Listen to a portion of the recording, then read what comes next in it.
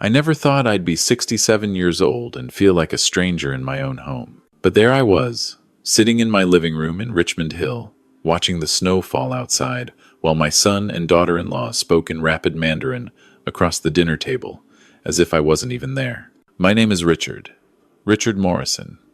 For 42 years, I was a high school history teacher here in the Toronto area. I'd spent my entire career teaching kids about standing up for what's right, about the courage it takes to face injustice. Funny how life has a way of testing whether you actually believe what you teach. It had been 2 years since I lost Margaret. 2 years since cancer took my wife of 43 years.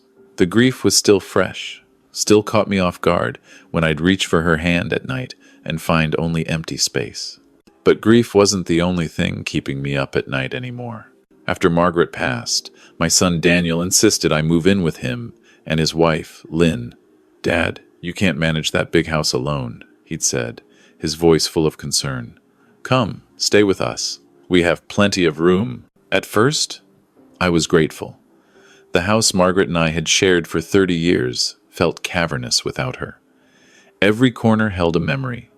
Every room echoed with her absence. So I sold the house, put the money in the bank, and moved into Daniel's place in Richmond Hill. Lynn had emigrated from Shanghai 6 years ago. She'd met Daniel at the University of Toronto, where he was finishing his MBA. They married quickly, had a son, my grandson Tyler, who was now 5.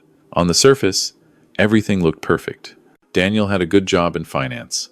Lynn didn't work outside the home, and they had a nice house in a good neighborhood. But something shifted about 6 months after I moved in. It started small. Lynn would speak to Daniel in Mandarin. Then they'd both look at me and switch to English. "Just talking about groceries," she'd say with a tight smile. Then it became more frequent. Entire conversations in Mandarin over dinner, while I sat there like a piece of furniture. "Daniel," I'd said one evening after she'd left the room, "why does Lynn speak Mandarin when I'm here? My Mandarin is, well, non-existent." He'd laughed it off. "Dad, it's just easier for her. English is still hard sometimes. Don't take it personally." But it felt personal. It felt like I was being slowly erased from my own life. The real wake-up call came about 8 months ago. I'd gotten up in the middle of the night for some water. As I passed their bedroom, I heard them talking. Even though I couldn't understand the words, I understood the tone. Lynn's voice was sharp, insistent. Daniel's was placating, defensive, and I heard one word clearly: "Father." They were arguing about me. The next morning, Daniel sat me down. "Dad, Lynn and I have been talking. We think it might be good for you to look at some senior living options. You know, places where there are activities, people, your own age." "You mean a nursing home?" "They're not called that anymore, Dad. They're retirement communities. Very nice places. You'd have your own apartment, medical care on site." "I'm 67, Daniel. I'm not dying. I walk 5 kilometers every morning. I volunteer at the library twice a week. Why would I need medical care on site?" He'd looked uncomfortable. "Well, you're not getting any younger. We just want to make sure you're taken care of." Taken care of. Those words haunted me. Over the next few weeks, I started noticing other things. Mail addressed to me would disappear. I'd ask about it, and Lynn would say she'd put it somewhere safe. My bank statements, my pension documents, my investment reports, all somewhere safe. One day, I went to my bank to check my account. The teller looked confused. "Mr. Morrison, according to our records, your statements are being sent to a different address now, and there's been a change to your account. Your son has been added as a joint account holder." I felt my stomach drop. "When did this happen?" "About 3 months ago. You signed the papers here." But I hadn't signed anything. Or had I? I tried to remember. Had Lynn brought me papers to sign? Had she said they were for something else? That night, I couldn't sleep. I lay in the small bedroom they'd given me, the one that used to be their home office, and stared at the ceiling. "Margaret, what would you tell me to do?" And then I had an idea. It was crazy, maybe even paranoid, but I had to know. The next morning, I walked to the Richmond Hill Public Library. I'd been volunteering there for months, shelving books, helping with the computer literacy program. I knew all the staff. I sat down at one of the public computers and typed into Google, "Learn Mandarin Chinese." If they were going to talk about me, I was going to understand every word. I found a program called Hello Chinese. It was designed for beginners, with lessons you could do on your phone. That afternoon, I downloaded it. Every morning during my walk, I'd practice. Every evening, when I said I was going to bed early, I'd put in my earbuds and study. It was harder than anything I'd ever done. At 67, my brain wasn't as elastic as it used to be. The tones were impossible. Mandarin has 4 tones, and changing the tone changes the entire meaning of a word. I'd practice ma over and over. First tone, mother. Second tone, hemp. Third tone, horse. Fourth tone, to scold. One time I accidentally told the librarian her mother was a horse. She laughed. I died inside. But I kept going, because now I had a reason beyond curiosity. About 2 months into my studies, I was sitting at breakfast when Lynn took a phone call. She stepped into the living room but didn't close the door. She was speaking Mandarin, and for the first time, I caught a few words. Fuqin, father, Fangzi, house, Qian, money. My hands shook as I poured my coffee. I doubled my efforts. I added a second app, Duolingo. I started watching Chinese dramas with English subtitles, then with Chinese subtitles, then with no subtitles at all. I joined an online conversation group for Mandarin learners. Every Tuesday and Thursday evening, I'd tell Daniel and Lynn I was going to bed early. Then I'd sit in my room with my laptop, practicing speaking with people from all over the world. 12 months into my secret studies, something clicked. I was watching a Chinese cooking show, and suddenly I realized I was understanding it. Not everything, but enough. The host was talking about her grandmother's recipe, about how food connects us to our memories, to the people we've lost. I thought of Margaret's lasagna, of her chocolate chip cookies, of the way she'd hum while she cooked, and I cried, right there in my little room, for everything I'd lost and everything I was still losing. But I didn't stop studying. By 18 months, my Mandarin was conversational. I could follow most of what Daniel and Lynn said, though I pretended not to understand. I'd sit at dinner, eating quietly while they talked over me, and I'd hear everything. "He's being stubborn," Lynn would say in Mandarin. "He won't even look at the retirement homes." "He's my father," Daniel would reply, but his voice was weak. "Maybe we should wait a bit longer." "Wait for what?" "He's just taking up space. Tyler needs his own room. And we need money for the renovation." Renovation, that was new. "What about the house money?" Daniel asked. "He must have gotten a good price for the Mississauga house." "It's sitting in his account doing nothing. If we had power of attorney, we could invest it properly, use it for things we need." My heart was pounding. I kept my eyes on my plate, chewing mechanically. "I don't know, Lynn, that's his money from selling his home. Mom's home." "Don't be naive. Who's going to take care of him when he gets older?" "We are. That money will be spent on his care eventually. Why not use it now, when we need it?" I excused myself from the table. My legs were shaky as I walked to my room. I sat on the edge of my bed and tried to breathe normally. They were planning to take my money. My house money. Margaret's house. That night, I couldn't sleep. I lay in the dark and made a plan. If I was going to protect myself, I needed to know exactly what they were planning.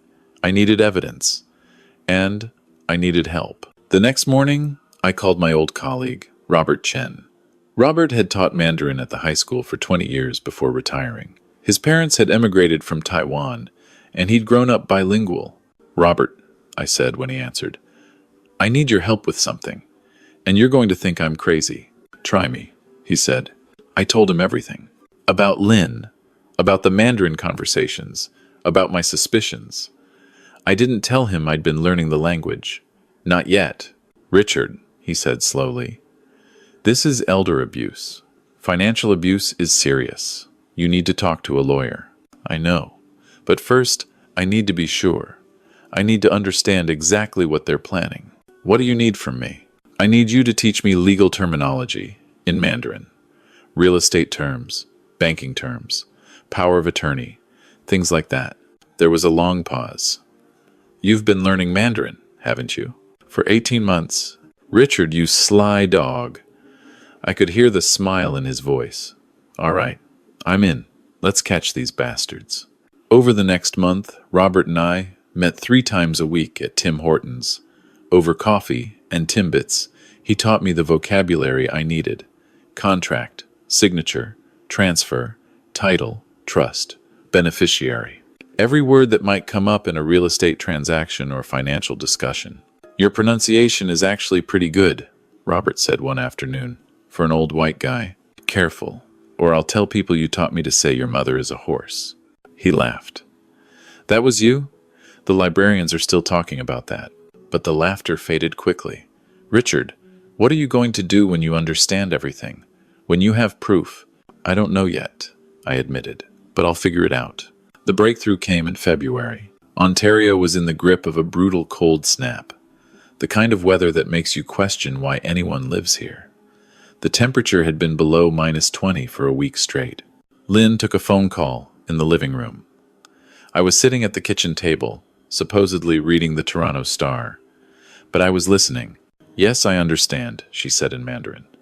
Next Tuesday at 10. Yes, we'll both be there. No, not yet, he doesn't know. She lowered her voice, but I heard, once we have the power of attorney signed, we can move forward with selling the property. My blood ran cold. When Daniel came home that evening, they went straight to their bedroom. I moved quietly to the hallway, my heart pounding. Through the door, I heard them talking. Lynn, the lawyer said, if we can get him to sign the power of attorney documents, we can list the house within a month. Daniel, what house? He sold his house 2 years ago. Lynn, the Muskoka cottage, you idiot. The one he inherited from his parents.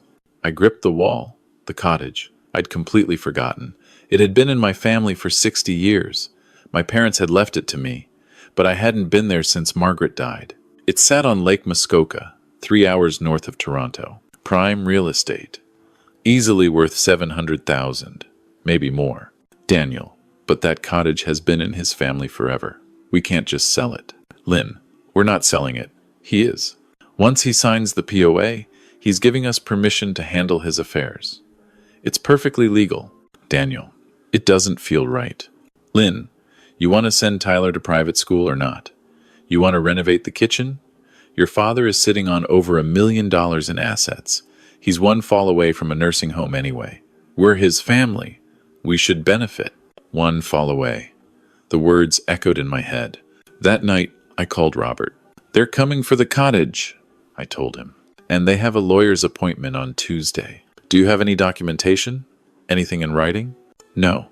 Everything is verbal, in Mandarin. Then you need to record them.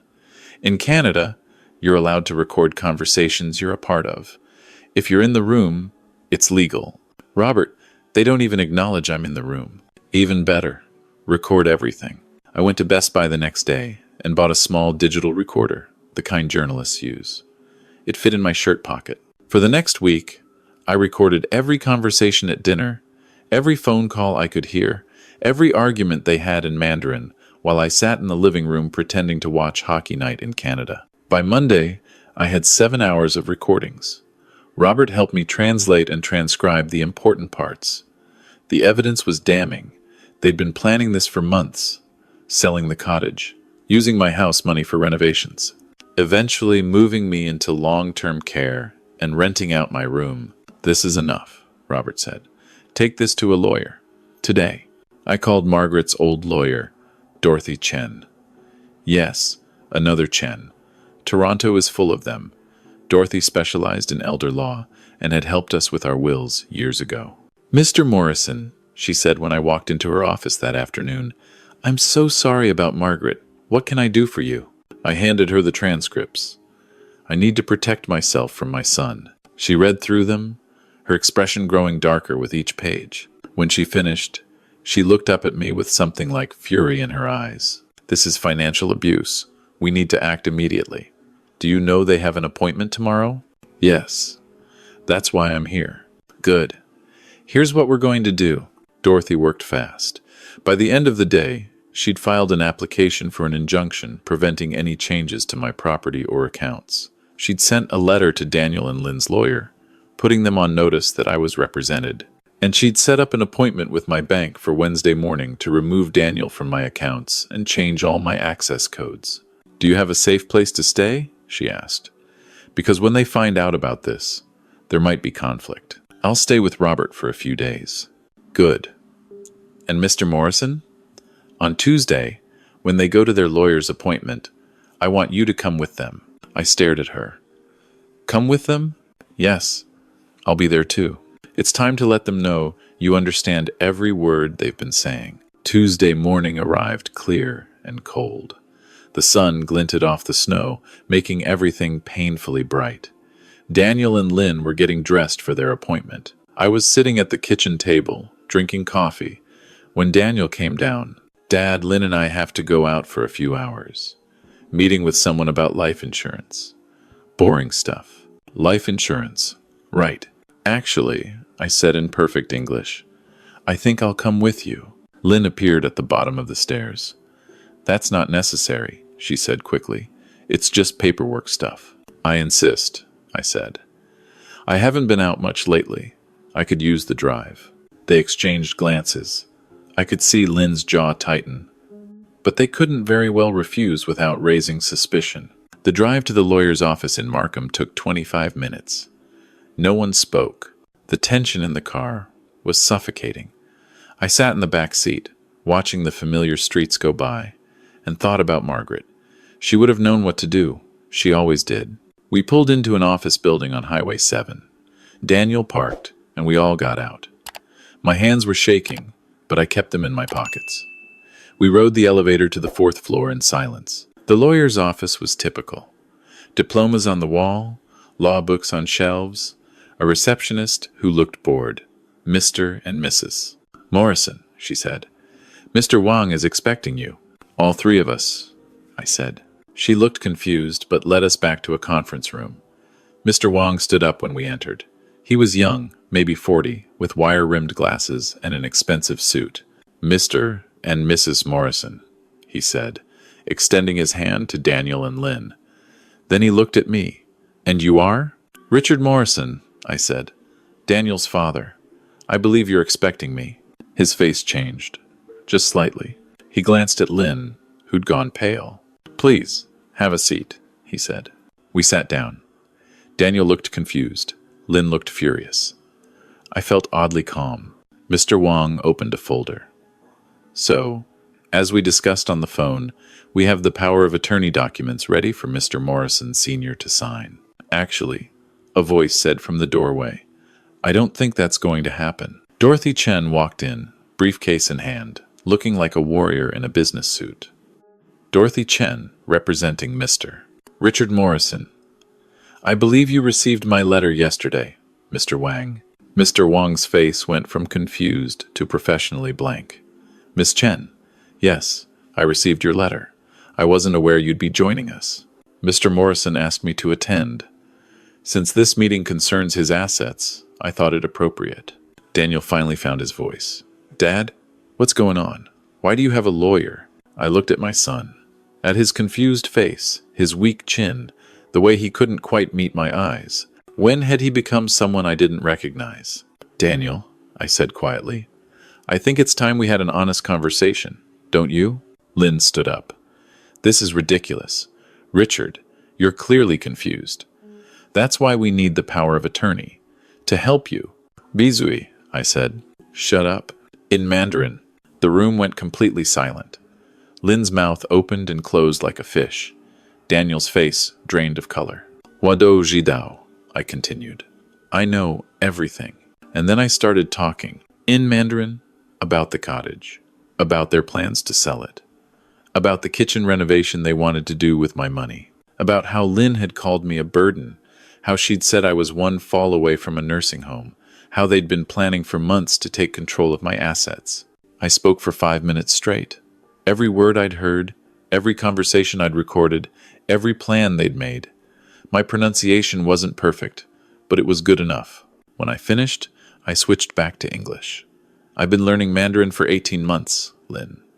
Every morning while I walked, every evening when I said I was going to bed early, I understood everything you said about me. Every single word.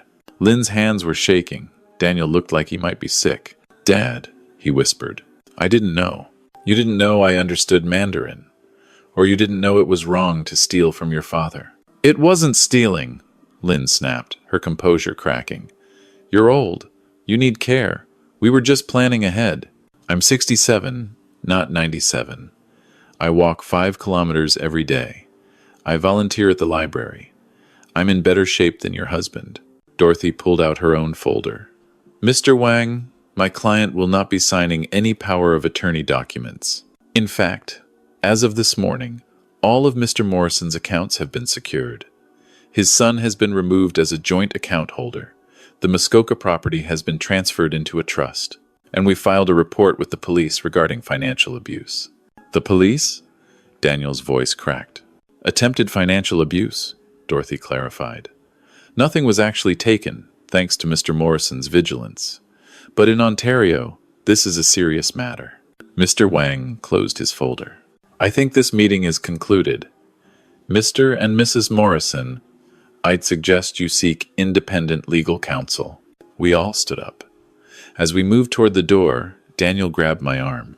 Dad, please, we can talk about this. I'm sorry. I'm so sorry. I looked at his hand on my arm, then at his face. I saw fear there, and shame, but I also saw something else. Relief, maybe. Like part of him was glad it was over. Daniel, I said quietly, your mother spent her whole life teaching you to stand up for what's right. She taught you to protect the people you love, not to exploit them. What happened to you? His eyes filled with tears. I don't know, he whispered. Figure it out, I said. Because right now, I'm not sure I know who you are anymore. I left the office with Dorothy. We walked to her car in silence. When we got in, she turned to me. That was incredibly brave, Mr. Morrison. I don't feel brave. I feel sad. I know. But you did the right thing. What happens now? Now we make sure you're protected. The trust is set up for your grandson, Tyler. When he turns 25, he'll inherit the cottage.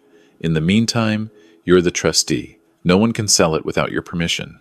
And Daniel and Lynn? That's up to you. Do you want to press charges? I thought about it. About my grandson, who was only 5 years old. About Daniel, who was weak but not evil. About Margaret and what she would want. No, I said finally. But I don't want to live with them anymore. I anticipated that. Dorothy pulled out another folder.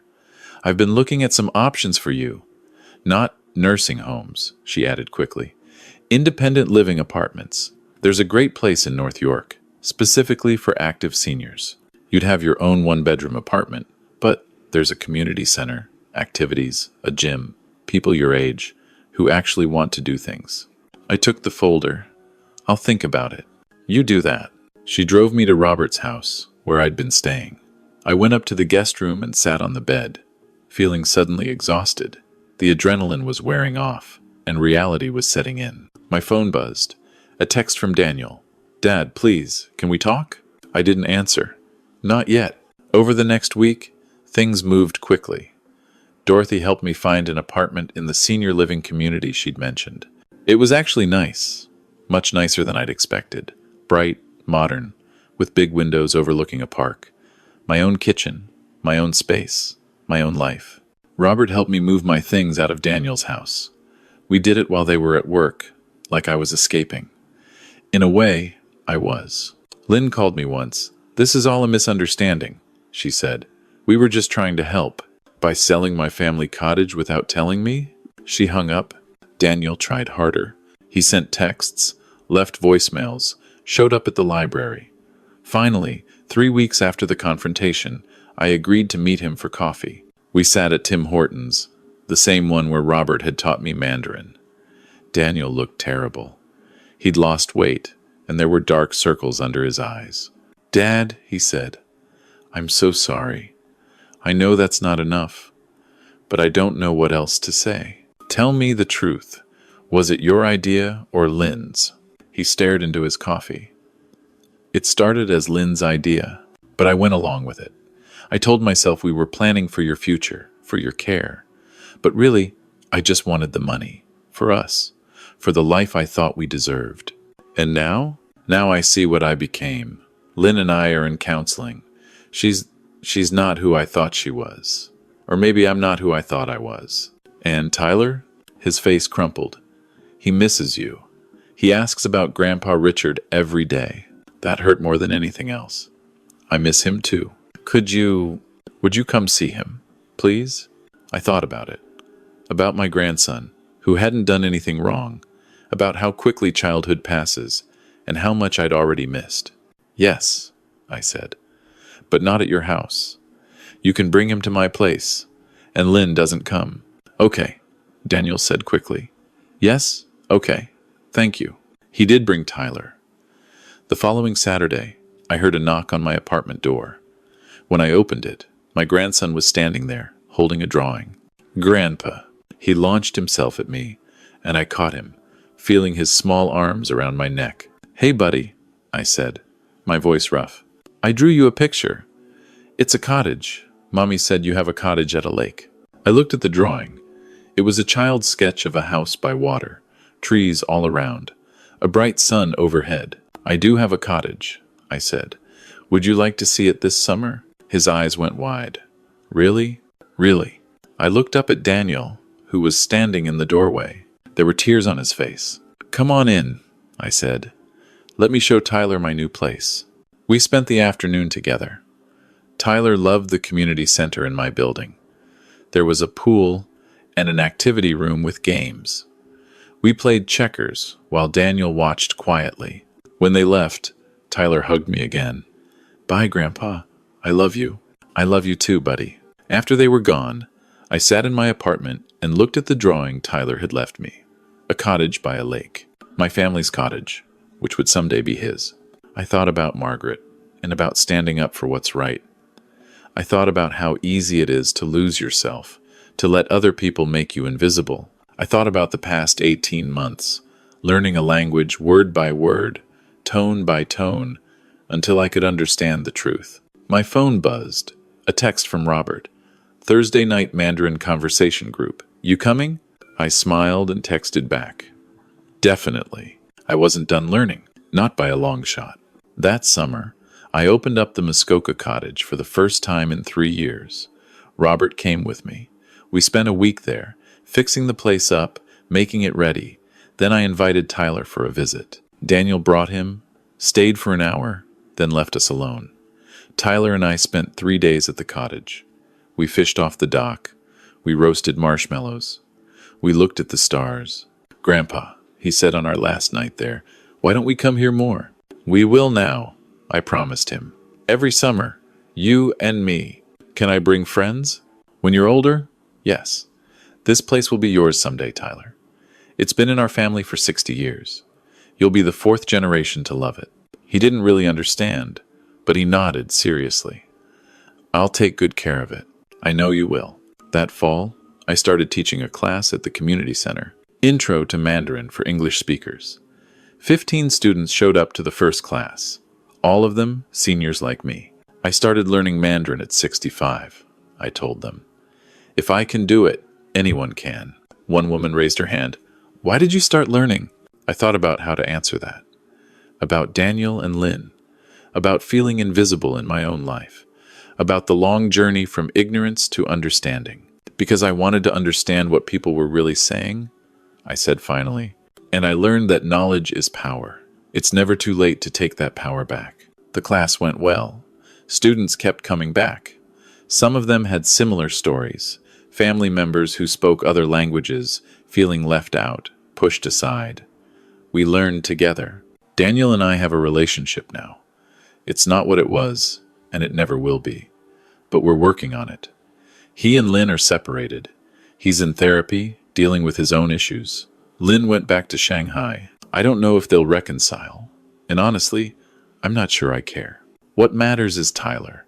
I see him every week.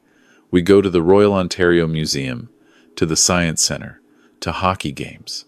In the summers, we go to the cottage. He's learning to swim, to paddle a canoe, to identify trees. Last week, he said something in Mandarin, a phrase his mother taught him before she left. Why, Aini? Yeah. I love you, Grandpa. And I answered him in Mandarin. Ni, Tyler. His face lit up. You know Chinese? A little bit, I said. Want me to teach you some more? Yes. So now we're learning together. English and Mandarin, grandfather and grandson, building bridges where there were once walls.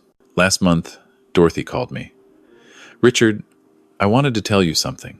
After your case, I've had 3 other clients come forward with similar situations. Adult children trying to take advantage of aging parents. Your courage inspired them to speak up. I'm glad I could help. You did more than help. You reminded me why I do this work. After we hung up, I sat in my apartment, looking out at the park. The leaves were turning, brilliant reds and golds against the autumn sky. I thought about the past 2 years, about everything I'd lost and everything I'd gained. Margaret, I did it, I thought. I stood up, I learned, I saved myself. And somewhere, I like to think she was smiling. I'm 68 now. I walk my 5 kilometers every morning, teach my Mandarin class twice a week, volunteer at the library, and spend every Saturday with my grandson. Next summer, Tyler and I are planning a camping trip to Algonquin Park. People ask me sometimes, don't you regret learning Mandarin? Wouldn't it have been easier not to know? And I tell them the truth. Ignorance isn't bliss. It's just ignorance. Knowledge gave me back my life. Yesterday, I got an email from one of my Mandarin students. She's 72, and she's been learning for 6 months. Richard, she wrote, I just had my first full conversation in Mandarin with my daughter-in-law. She was so surprised. She told me she was proud of me. Thank you for showing me it's never too late. It's never too late. That's what I want people to understand, whether you're 60, 70, 80, or 90. It's never too late to learn something new, to stand up for yourself, to take back your power. You just have to be willing to do the work, word by word, day by day, tone by tone. And one day, you'll wake up and realize you understand, not just the language, but yourself, what you're capable of, what you deserve, who you really are. That's the real lesson I learned. Not Mandarin, though that was useful. The real lesson was this: you're never too old to save yourself, and you're never too old to begin again.